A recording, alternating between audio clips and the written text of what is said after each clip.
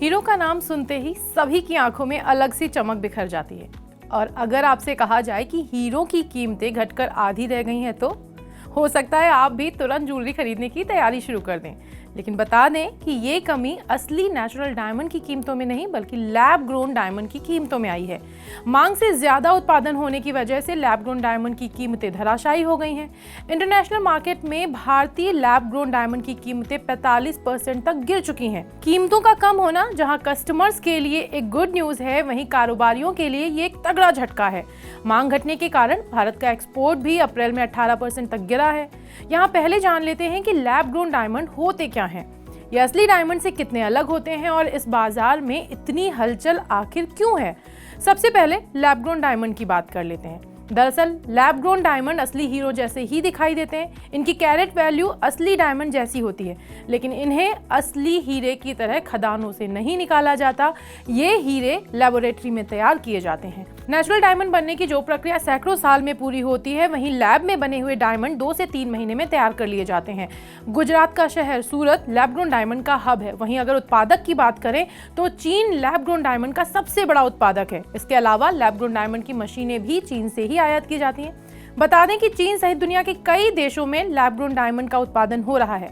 Global बाजार में अधिक उत्पादन के कारण वित्त वर्ष 2024 में भारतीय लैब ग्रोन डायमंड की कीमतों में 45% की गिरावट आई है।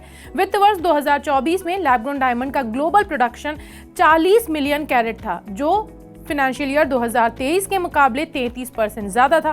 भारत की बात करें तो लैब ग्रोन डायमंड निर्यात बीते एक साल में गिर करके 83.77 मिलियन डॉलर हो गया है। हालांकि लैब ग्रोन डायमंड को भारत में भी बड़ी संख्या में कस्टमर मिल रहे हैं। सोने की बढ़ती कीमतों के चलते लोग इन हीरो से जड़े जेवरात काफी खरीद रहे हैं। भारत में वित्त वर्ष 2024 में 16 million carat lab grown diamonds का उत्पादन किया गया, यानी दुनिया के हर 3 में से 1 हीरे का उत्पादन भारत में हुआ है। लेकिन ग्लोबल स्तर पर भारी उत्पादन के कारण भारतीय लैब ग्रोन डायमंड्स की कीमतों में तेज गिरावट आई है। इस गिरावट के कारण हीरा निर्माताओं को गंभीर नुकसान पहुंच रहा है। बीते साल जो निर्माता मोटा मुनाफा कमा रहे थे, उनके मार्जिन इस साल तेजी से गिरे हैं। इसका एक असर हीरा उत्पादकों के कारोबार विस्तार की रणनीति पर भी पड़ा है। कीमतों में इस गिरावट के कारण लैब ग्रोन डायमंड की मशीनों को खरीदने में मुश्किलें आ रही हैं। बता दें कि रूस की अल्रोसा खदानों से निकलने वाले हीरो पर G7 देशों ने प्रतिबंध लगा दिए हैं। G7 में शामिल यूरोपियन यूनियन के ये देश भारतीय हीरो के बड़े खरीदार थे। कच्चे माल को लेकर आ रही दिक्कतों के कारण बहुत से हीरा कारोबारी लैब ग्रोन डायमंड के कारोबार में उतरे हैं। यहाँ उन्हें मुनाफा भी अच्छा मिल रहा है।